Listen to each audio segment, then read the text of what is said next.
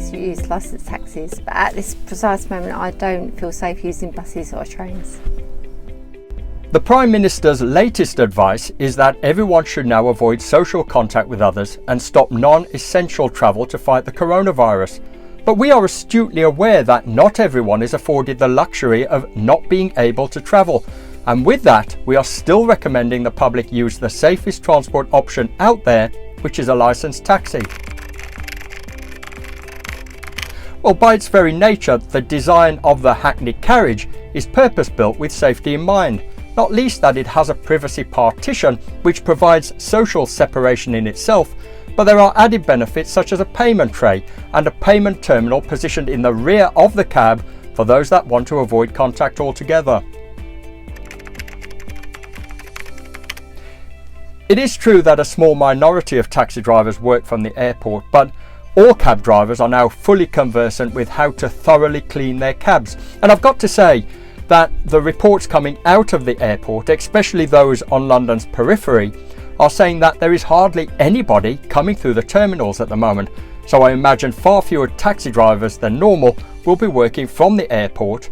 But like I say, all cabbies have a heightened awareness of how to keep their cabs scrupulously clean between passengers. Just to reiterate, using a licensed taxi will limit passengers' exposure to the coronavirus.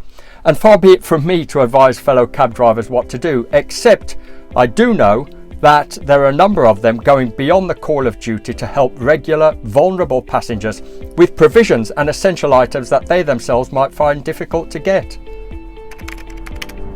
Well, I'm appalled that the Deputy Mayor for Transport has paid tribute to public sector transport workers, but has so far failed to acknowledge that taxi drivers are having to work around the clock in the hope they will not have to call in the receivers. On a larger scale, Boris Johnson needs to crack open the war chest and follow the initiative taken by President Macron, and that is to seek ways in which taxis and hotels can be mobilised for hospital staff and nursing staff, with the government footing the bill. As a taxi service, we need to look at how the taxi hailing apps can enable that direction. Until the government and TfL is able to organise, then we will continue to offer the safest and most reliable transport option in the country.